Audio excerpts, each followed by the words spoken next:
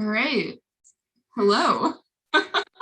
Hello, I think we're live. This is exciting. Yeah, we are live. All right. So this is going to be kind of a different grad chat from what we normally do, because it's going to be more of a conversation between the two of us, which I think is going to be super fun. Yeah, so we'll do mutual intros. This is horrifying because we didn't practice this in advance. So we have Liesl Krause, who is a PhD candidate at Purdue University, studying some really cool stuff that's super related to what we're going to talk about, but basically the role of empathy between graduate students and their advisors and how that affects graduate students' ability to be successful and maintain their own mental health while they're in grad school. Liesl is also the current president of PhD Balance, which is what is hosting the show, a group that's dedicated to supporting graduate students and providing spaces for them to support each other through sharing stories and shared experiences. So Liesl is our current president. And how long have you been with PhD Balance? Ooh, since late 2018, early 2019. Wow. So a Yikes. while now. Yeah. Yeah. That's amazing. So, okay, my turn. Yeah, so this is Dr. Susanna Harris. She is the CEO and founder of PhD Balance, which, as she just said, is a great organization that I'm the president of currently, doing work with promoting graduate student rights and mental health initiatives.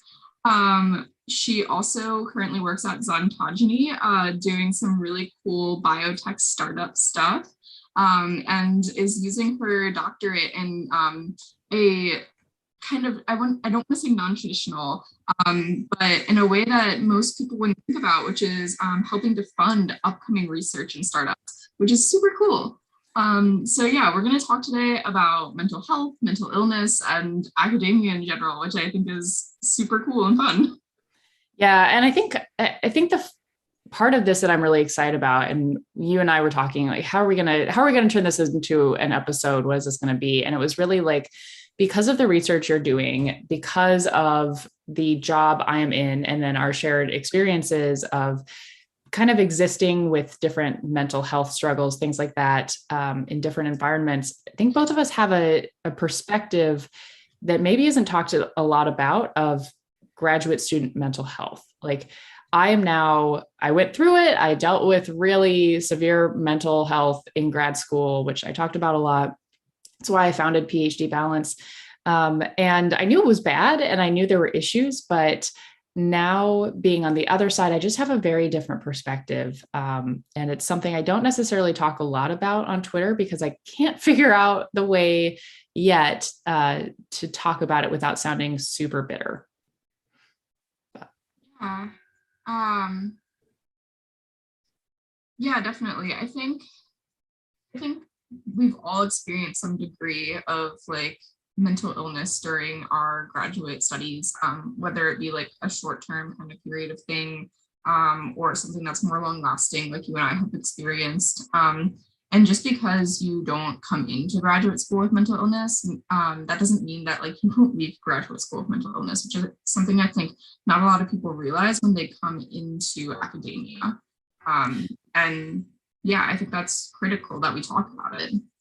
Yeah, and so I'd love to, maybe we should start by talking about your research a little bit of when you're talking about graduate student mental illness and graduate student mental health, like what specifically are we talking about here? What are researchers measuring when they come up with these stats, right? It's something like 40% ish of graduate students are going to deal with some form of clinically diagnosable depression or anxiety during their PhD, at least. Like that's the low number. But when we're throwing out these numbers, what does that mean? Yeah, that's a really great question. So there's a lot of different metrics out there that we can use to evaluate mental health. And if you've ever gone to an ER for anything really, or if you've gone to a mental health professional for an evaluation, or if you sought out counseling or therapy of any type, one of the ways that we do it, you've probably experienced. It's called the PHQ-9 or the Patient Health Questionnaire 9. And it's 9 questions that we ask to determine how you're doing today, and how you've been doing for about the past 2 weeks. So it'll ask you things like, in the past 2 weeks, do you feel like you've been getting enough sleep? Yes or no, kind of thing. And it asks you to rank that on like a Likert scale. between 1 and 3. And depending on what score you get at the end, it kind of tells us like, you're in a worrying spot and we need to, do a little bit further evaluation, or it tells us, okay, you're doing pretty good and we don't have any mental health concerns about you immediately right now. So the PHQ-9 is really helpful, especially because since it is asking over the last few weeks instead of over a more extended period of time, it can help us identify like in that moment, somebody that might be in crisis. So that's one. There are other similar longer questionnaires that can help us identify different metrics of mental health over a longer span of time. And there are also different metrics that we can use to look at basically how satisfied you are with your support system. So there's lots of different surveys that we're looking at that kind of give out some numerical qualifiers into basically how would you rate your mental health on like a scale of 1 to 100, like what is it like right now, and we can quantify it. There are other ways that we can look at your mental health as well. One is just in terms of like what your support system looks like. So one of the things that I think is really awesome about PhD Balance is that we are story-based, and we can use those stories to determine how people are doing. So I want to, when you first told me a little bit about your current research project, I was like, yeah, can you actually measure stories? You basically said, we're going to do some qualitative research into what people are saying. And my background, and actually your background too, I'd love to jump into that a little bit, but my background is wet bench science, like microbiology, immunology, what people think about when they think of science. Like, let's take a little bowl of bacteria and add some stuff and see how the bacteria react. But it's all measured by numbers. And qualitative research is not necessarily like that tight together, I guess. I don't really know how to express that. But when you're saying we can actually look at these stories and measure them and take aspects, is that a valid way to do research? Yeah, that is a great question. So yeah, it is a type of qualitative research, which is still a very valid method of research. I've taken a whole class on it, and there's different types of qualitative research that you can do. The primary way that I'm doing it is through something called thematic identification. So I'm looking at all of the different stories. I actually have a paper that was just published in the ASWE conference this past summer, looking at all of the Instagram stories from PhD Balance and saying like, these are really common themes that are coming across through each story. And what's important about that is it's kind of like when you were in English class and you had to read books, novels, short stories, and figure out like what the themes and motifs and all that kind of stuff are in those books, right? So we're taking that same concept, but we're applying it to people's actual real life experiences. And through doing that, we can say like, listen, when people are talking online about their academic experiences and mental health, 60% of them are mentioning themes of depression, anxiety, etc. And we can take that and we can actually do something with it. Yeah. Well, and I think one thing that was interesting when I got to see a little bit more of your work was that it wasn't just, are people talking about depression? Are people talking about anxiety? Because that was sort of my concern originally of, well, you're going to look at a page dedicated to letting people talk about mental illness. You're hopefully going to find people using terms for mental illness, but it was about these correlations. And I think that kind of gets into more of your current research of what we know that mental health is bad for grad students. And I always get like, well, grad school is supposed to be hard. Med school is supposed to be hard. They also have mental illness, but they're not dropping out to that extent. And also, by the way, to be an accredited med school, it turns out we're going to be medium spicy today. To be an accredited med school, you have to go through the AMA, you have to hit certain standards, and including that you have to show that you can provide adequate physical and mental health services for your students. It's required. Otherwise, you can't give out medical degrees. So grad school, med school, supposed to be hard, yes, but we don't have to just pretend, well, it's supposed to be hard. We can't do anything for you. We can't support you. So anyway, high levels of mental health in grad school. The next big question that always comes up is, why are we selecting for people who have mental health issues? Is it the setting? Are there specific factors? And that's kind of what some of your work relates to. And, thinking about some of the review stuff you've done as well.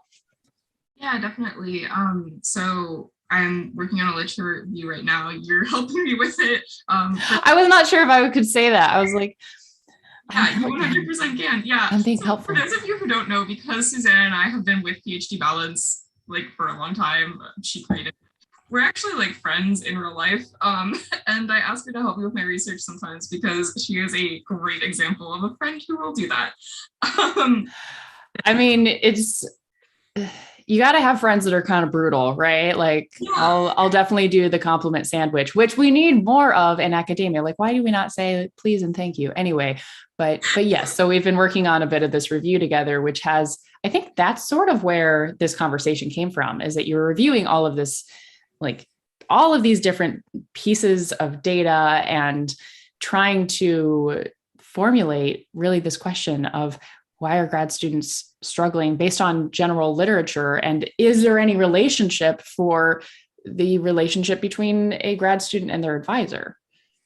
Yeah, definitely. And I think, as you've looked through the literature, you can kind of confirm this. Advisors are a big, key factor in what is causing mental illness, mental health in graduate students. They are kind of the ones who have our lives in their hands, right? Like at the end of the day, whether they mean to or not, like if they are going on vacation for an extended amount of time and they can't provide us with help, they might not mean to be leaving us in the lurch like that, but they are. Yeah. We don't have a backup person to go to and seek assistance from. This isn't saying that advisors need to be on 24/7 or anything like that. It's just that there needs to be more conversation and awareness and empathy of how their lives affect our lives. So to get to your point about graduate school is supposed to be hard, that's something that we hear a lot is well, when I was in grad school, blah, blah, blah, my advisor did this. And it's well, that's terrible. I'm so sorry that you had that experience.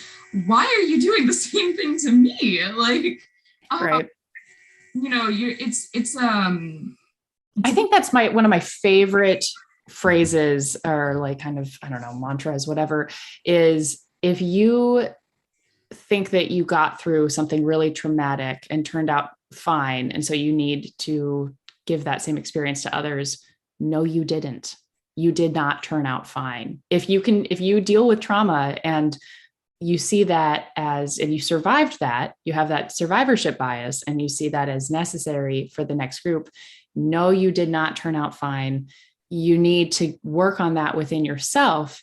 And I think a big piece of anytime we bring up issues with academia, it's immediate defensiveness, right? And especially if we bring up stuff with advisors, because advisors are spread so thinly. Everyone is, there's no question there.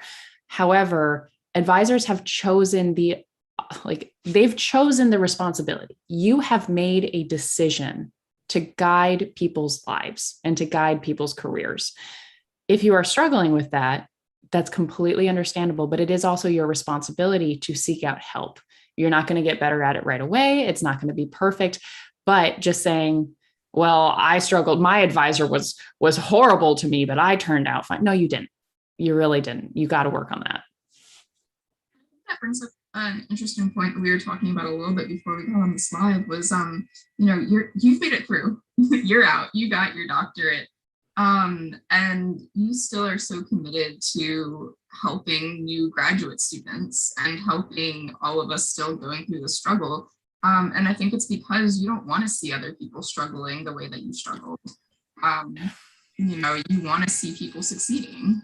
Yeah, well, and it's sort of funny now that when I was in grad school, I used to go to the professional development events or the big get-togethers, or there'd be holiday parties. And I was always I see other people who were in academia who come back to these things and talk with students, but it's harder to find a bunch of different people from industry who are coming back and talking, or even if you look online on Twitter, there's so much academic chatter, but the voices that are really loud during grad school often become more quiet. At least for me, that was partially because as I've gotten further and further, I knew it was bad, but I didn't know relative to the rest of the world, and also how living in a different situation would affect me so much differently. So all through grad school, I needed a therapist. I was on medication, and I was like still barely getting through. Like, I talked to a friend recently, and I was like, yeah, I think I just really whiny in grad school. And she was like, are you kidding? And went through a laundry list of all of just the trash. And like, there's people think I say everything online, but I don't. There's a lot of other stuff that went on in the background. But anyway, being out now, I still deal with mental illness. I still deal with life stresses. There's still all of that extra stuff, but I have the bandwidth. I have the career goals. I have the money. Like, people will say you should be in academia or you should be in science because you love science, and money can't make you happy. Like, money can't buy happiness. No, but it can buy therapy, and it can buy food. You know, if there's a time where I'm feeling really depressed and I just can't force myself to make dinner, in the past, it would be maybe I can make myself some popcorn, but now I don't have to stress out about ordering a $15 meal to show up at my house. And what we know is that it just makes me so angry to see some of these conversations and see upper level professors who did not deal with this when they were graduate students, and sure as heck do not deal with it right now, telling others how they should deal with it. And so I think there's a lack of voices talking about it, because it's just, I don't know how in a handful of characters to explain, I am glad that I have my PhD. I don't regret going. But it is abysmal the way that people are treated. And to be honest, in the corporate world, you can be a pretty bad manager and keep your job. However, if your entire team is failing and everyone is quitting and you never get anything done, but everyone just likes who you are, you get fired. You don't keep your job. If you sexually assault someone and it comes to light, you don't keep your job. There was a situation in Michigan recently where at the University of Michigan, where someone confessed to having and using child porn on campus, and he's on administrative leave. Like, that is not okay. And also, if people are dealing with this in the corporate world, like, I am making over 3 times as much as I made in grad school, and people forget. Like, I had not thought about, if I'm making, X amount of money, let's say I was making 20,000. That's low. Let's say I was making 30,000. That's how much I was making as a graduate student. And my rent is a certain amount. Like, every month, let's say I bring home $2,000. And I was in Chapel Hill. I was sharing a place. So let's say my rent was utilities, basic stuff like that, parking, $1,000, cut out $1,000. And then let's say I was spending $400 a month on groceries. That's 400. Let's say another 200 on just other stuff that you have to buy, like going to a doctor or whatever, $1,600. And that leaves me with 400 to save, to pay off student loans, to do anything else. $400. People will say, well, what would twice as much money do for you? $800. What's the difference? No, you don't have $800. Because you pay the same in rent and utilities. Maybe you spend a little bit more on groceries, but that's nice. So you still have that $1,500, then $1,700, $1,800 baseline, but you have so much more than just double that amount of money. There's just all of these pieces that I did not think all the way through because nobody told me to, and maybe I didn't want to think them through myself. That now on the other side, I look back and I'm like, the people in charge know these numbers. How can you know these numbers and perpetuate that? How can you know that 40% of graduate students at any given time are dealing with anxiety and depression, and your response is to tweet out that, well, in my day, we just knew that we had to work hard? How does a person do that? I don't understand. And yeah, so that's why I still really care about it, is that I do have that bandwidth, and I do have that time, and I do have that stability to continue to care. I love it. And I'm going to rate that whole thing a solid hot wing spicy level. Thank you. Yes. We're ranking Susanna's spiciness levels on her hot takes button, and she went full spicy there. I appreciate it. I did go full spicy. You know my hot buns. Yeah. So we do have some interesting points in the chat. So Jacob said, yeah, so I'm just going to skim through in case people can't, I don't know how this works, but Jacob Bowman said, I've always hated that grad school is supposed to be hard. It's like a form of hazing to some degree, especially when older students aren't helping as best they can, or advisors don't help. Absolutely. And I think that that's when older students aren't helping as best they can, or advisors don't help, it is not, you don't have to be perfect. You don't have to fix the system in order to be helpful. It's about saying, do I have a little bit of bandwidth to give to the people who are below me? I think that's one of my biggest judges of character and other people, is when there is an issue, does someone take care of the people above them, or does someone take care of the people below them? Are they looking out for their own best interests, or are they taking care of people who are vulnerable? And I think that's just across the board. Are you seeing people suck up to tenured professors, or are you seeing them? The thing is, like, tenured professors, I see them be like, oh, I don't want to lose this grant. You're never in a position where you feel secure enough to fix the world. That's never going to happen to you. You are never going to feel like you have made it to the top and suddenly you can take care of everybody else. You can just do it in little pieces around you. And then Ricardo Kuto is what I'm going to go with this. Quote, when I did my PhD, I also did so and so and so. Exactly. Saying like, that's a toxic, kind of obnoxious thing to say. Cool. You had a totally different environment. And then had followed up with, it's interesting because I haven't met someone who has left academia that regrets their decision. I actually asked this on Twitter recently, and because I was like, I haven't either, but maybe I'm not asking the right people. There is this idea in academia that if you leave academia, you cannot come back. But it's sort of turning out to be similar to, if you watched The Village by M. Night Shyamalan. I don't know what you can go back to the village.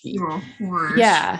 But, basically it's like they make this village in the middle of what turns out there's this tiny village, for people who haven't seen it. Tiny village where everyone takes care of each other, and there's monsters outside, and everyone just needs to work together, even if they don't like it, even if it's a toxic environment, even if they're dealing with some sort of abuse or fear, or they're ill. And at some point, the protagonist in this movie has to go get medicine and has to leave and has to fight off the monsters that are in the woods and are causing them to not be able to leave. And because if she leaves the village, she can't come back because the monsters will get her. She leaves the village and finds out that it's a constructed area where people have abused their power to keep everyone else in line. And they did it because they themselves did not like the outside world. And so I see that a lot with academia, where I don't know. Some people I know that have left academia and come back.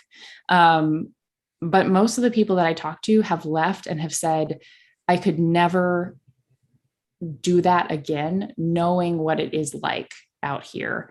And I think that academia is so necessary, and the research that is done there is so fundamentally important. But that doesn't make it okay to abuse people. That doesn't make it okay to not support their human needs of, we talk about the Maslow's hierarchy of needs. There's the needs all the way at the top, which are self-actualization and self-esteem and this feeling of community. Usually when people talk about needs in academia, they don't even use those. But I mean, like, literally needs. There are food drives for graduate students in my area.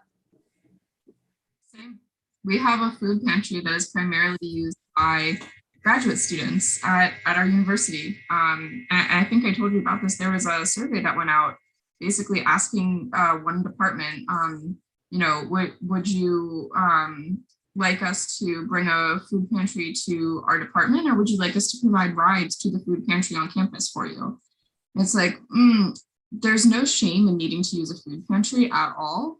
But also, if you actively know that your employees, because graduate students are in a lot of ways employees, if you actively know that your employees need to be seeking out a food drive for like their necessities, there's another issue happening there.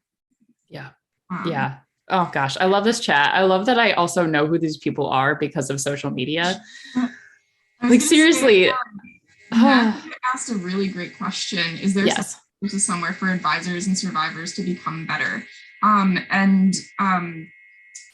One, keep tabs on that.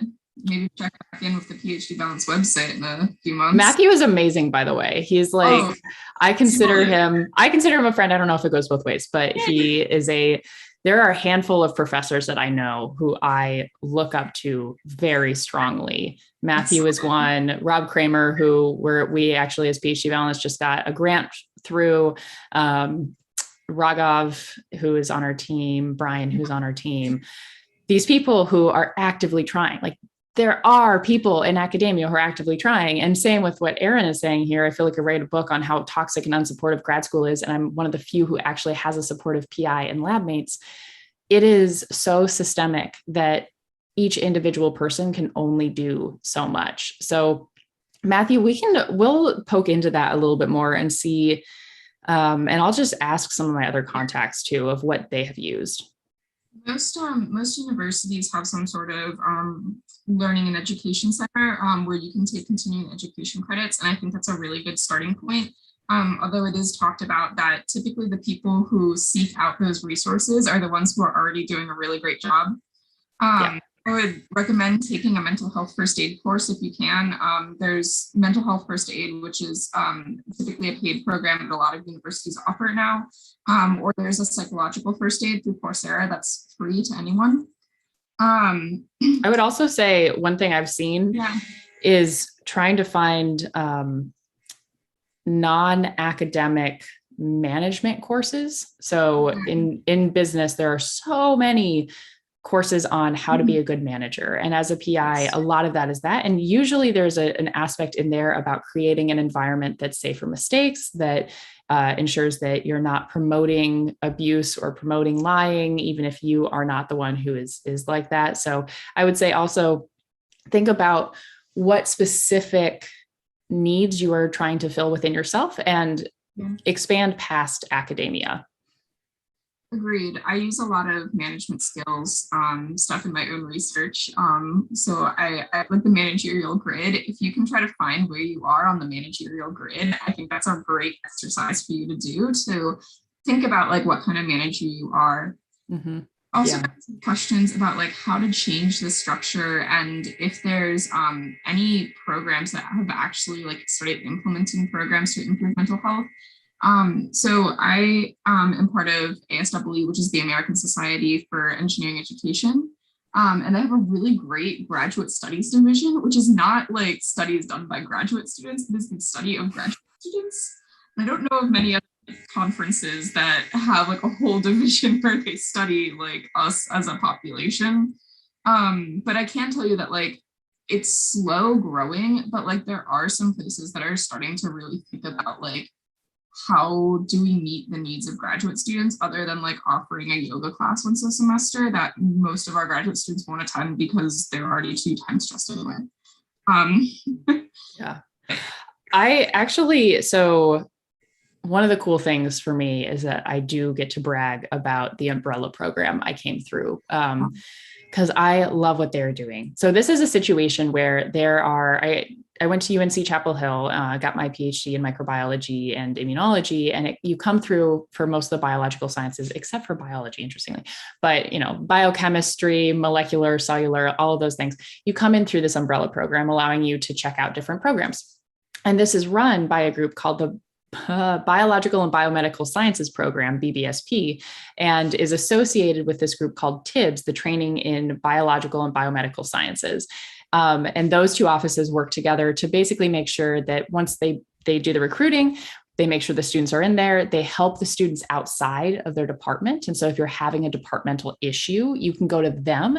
And it's not like you're going to the head of your department to snitch on your PI or someone else in your department. And the head of your department's like, I don't know, because there's no way for us to have ramifications. There's literally nothing I can do now that you've told me. Go to these other places and they can provide you support. One of the things that this office did is they did some of these environmental surveys and found, hey, graduate students in our program need mental health support. They don't feel comfortable or they are not properly taken care of at the campus health, not because they don't do a great job, but campus health is generally geared towards supporting undergrads. And most of the people were not trained to talk to graduate students. And these students are not allowed to take a half day off of work to go travel and take a bus into the community to get therapy. So they hired a full-time and later a second full-time, therapist specifically for students in this program. And is it perfect? No. Like they had to hire a second person within a year because it was so overrun. And it's like, I know a lot of people said, well, not everyone can go, or wouldn't it be better if it was this, that, and the other? I see a lot of this perfection mentality and just generally virtue signaling of, isn't it fun to do another graduate student appreciation week where each day we have a craft? And also that's way cheaper than hiring a person, or put in this money, this effort, find the support, and just do the work that's not pretty. I love them. It is just an example of a group of people who are working together and working their butts off to make the system better for students. If you're like, where could I go that has good mental, like at least has awareness of the mental health stuff, like UNC, BBSP, that umbrella program, they were lovely. So there are some places out there, but they're usually the bigger places with a lot of resources. So that's a problem. Yeah. I mean, the other thing is, I think it's either going to be like the bigger places with more resources, or it's going to be like the really small places that people don't get as burned out as quickly. I think, some smaller universities where there's just a smaller ratio of faculty to students. And so there's more time allotted per student and faculty, like one-on-one, can be really helpful because at least you're being heard in some way. And if you tell your advisor kind of situation, like, I do not have the bandwidth to do this additional project, there's probably a little bit more ability to listen and respond appropriately. Right. Because they only have so much like bandwidth too, right? And I think the issue is that whatever privilege you have a responsibility to use it. And so people who are higher in the food chain of academia, you have a responsibility to use it. And also I'm including older graduate students, like you have the responsibility to stand up for the first year students if you have the bandwidth to do it. You have the responsibility to not turn a blind eye when you're seeing abuse.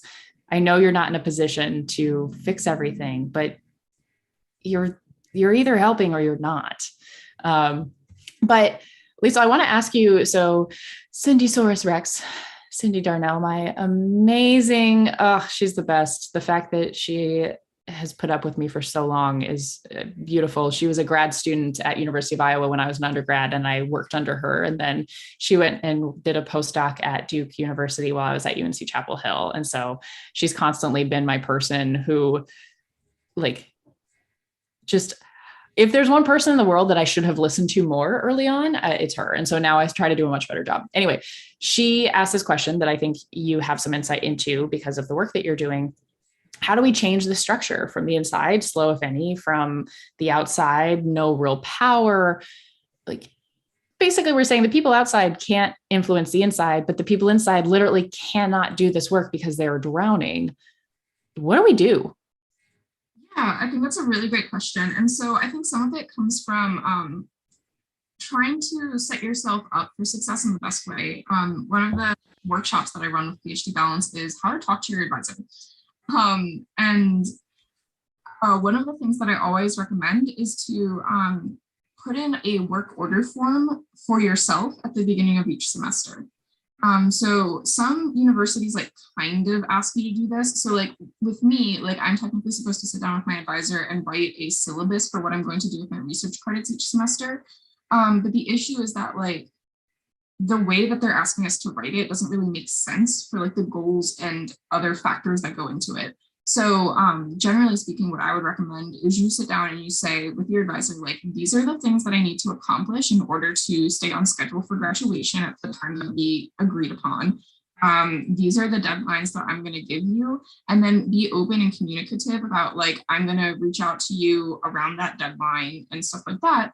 And so you're setting out like a really structured outline of boundaries and communication that will help you kind of set expectations properly. And like your advisor should be able to respect that. Doing that, maybe next time they can take that to another student and say, hey, my student did this and it worked really well. Like, let's try that here because there's something's not working out and you seem really frustrated. So I think that's one step. The other step is, like you were saying, people who are more senior have a little bit more power. And in some cases, it may not feel like a lot, but we can still do something with that. So, well, and I'd also like, yeah, I also want to point out too, that the power, the gradated power also, it's not just about seniority, right? Like there's also what gender you are, what sexual orientation, you know, ability, disability status, race, background, so many other pieces.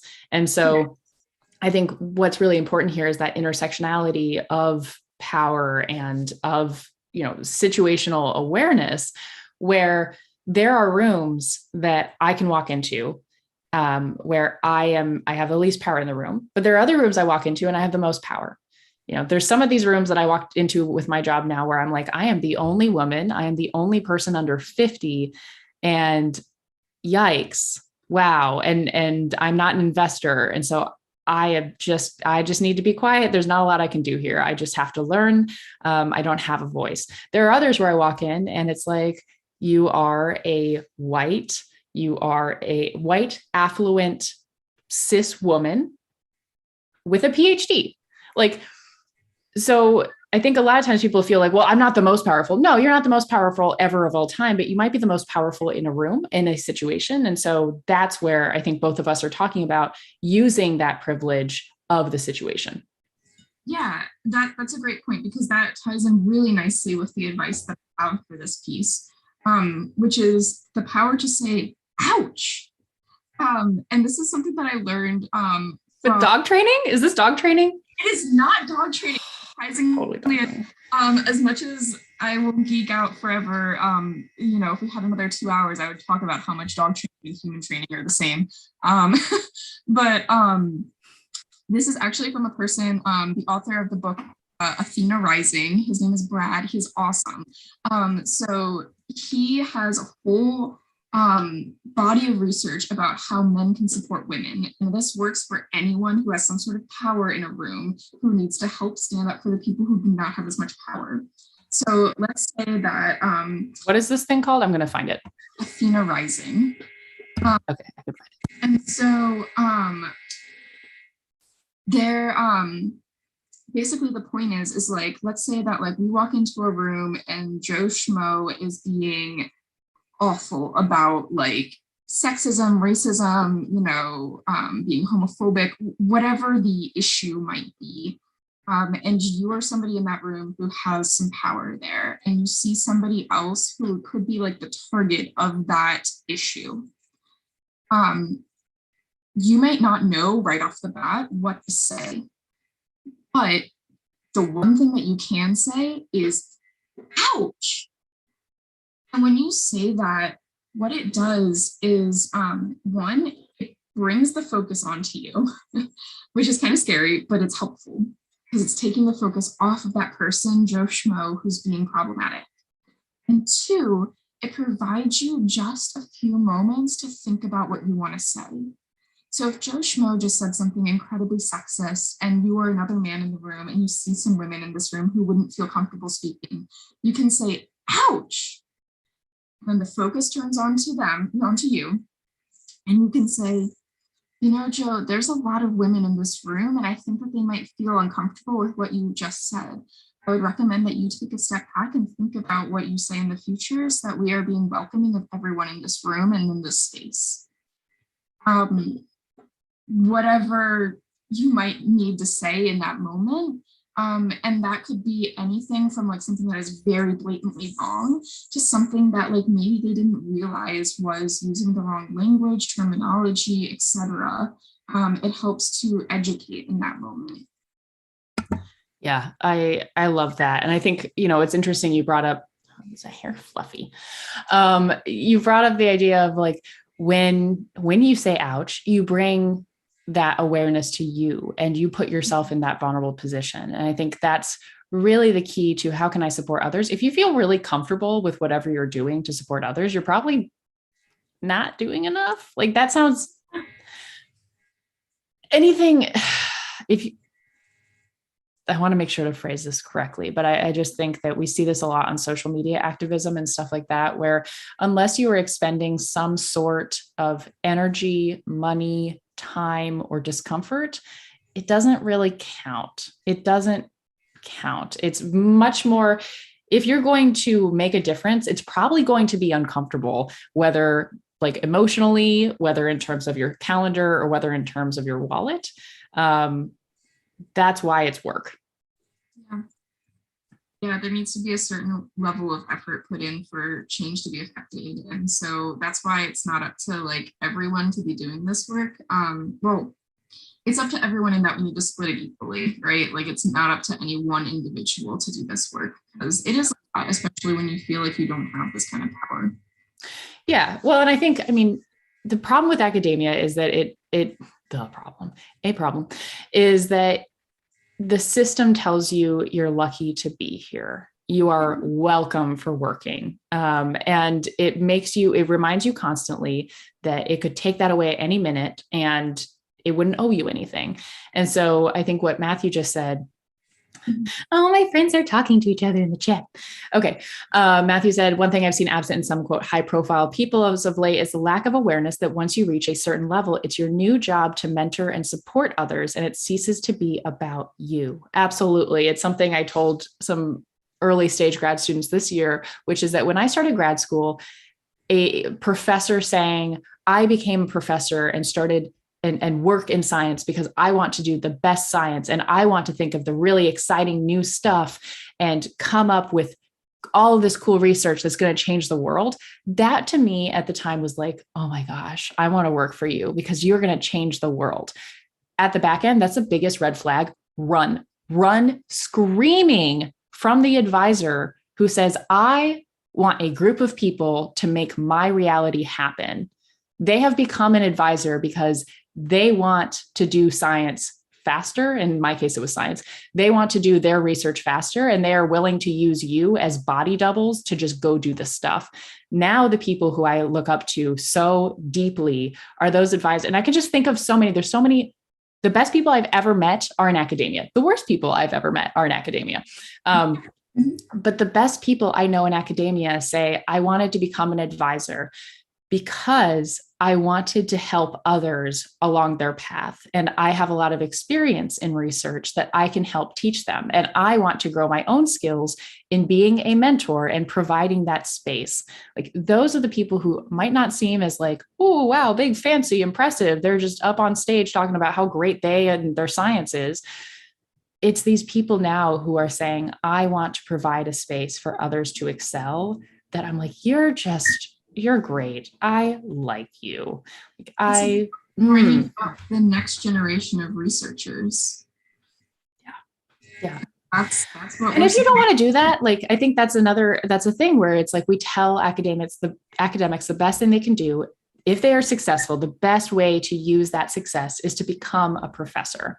And in academia, that's true. However, that might not actually be the best job for a lot of professors that I have seen, where it's like, you don't like teaching and you're not good at it. You don't like mentoring and you're not good at it. You really love science and you're fantastic at it. And so dispelling this idea that being a professor is the top most achievement you can get, I'm not a fan of it.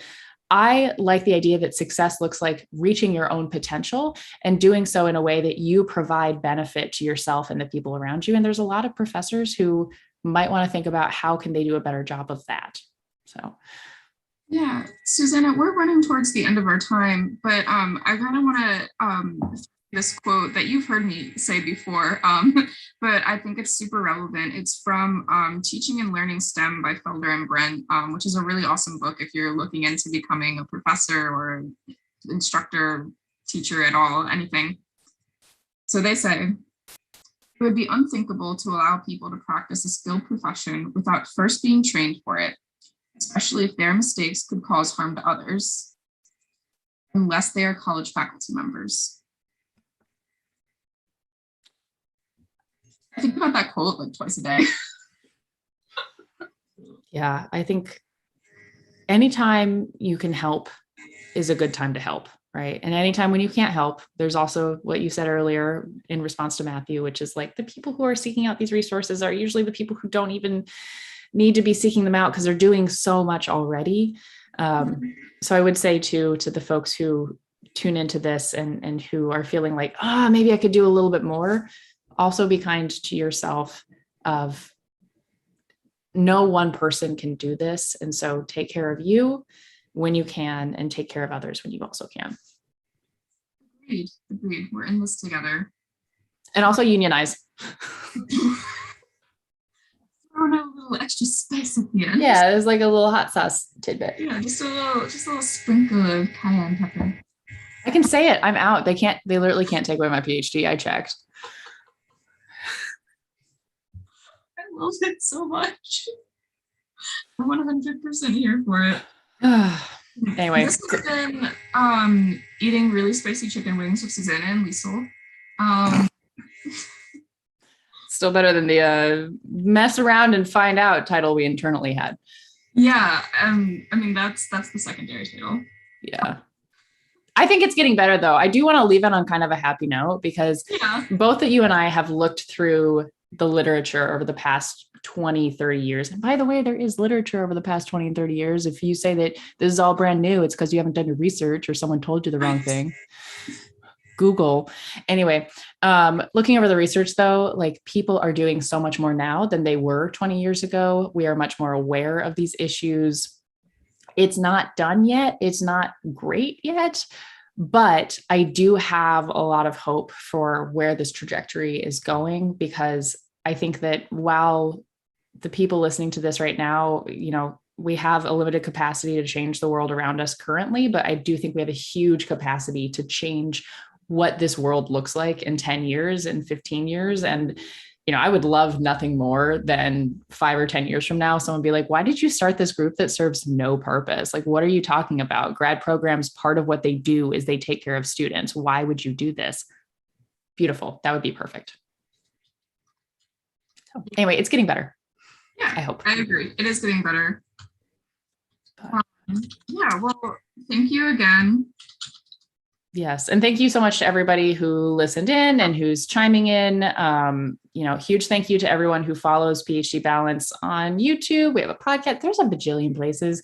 But if you want to find us, it's on most social media, PhD_balance. And you can find both Liesl and I on social media. You can find PhD Balance's website, phdbalance.com. We really tried with the branding. And if you have any ideas for future guests, if you have things that you want to talk about, if you want to share your story, your perspective, we have a lot of opportunities to do that, whether you're a guest on the show or if you want to write an op-ed for us, if you want to share a story. Anything that you do to support others is really valuable. And you might not see that impact immediately, but please know that everything that you are doing to support others around you really, really matters. And Liesl, I'm talking directly to you. Awesome. Well, thank you. That means so much. I'm going to throw it back at you too. So. Oh, thanks. Warm fuzzies. Great. Let's see how long it takes me to figure out how to end this stream.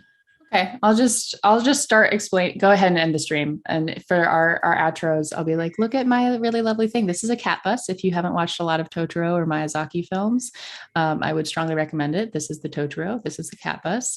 Here's the tiny Totoro. You will see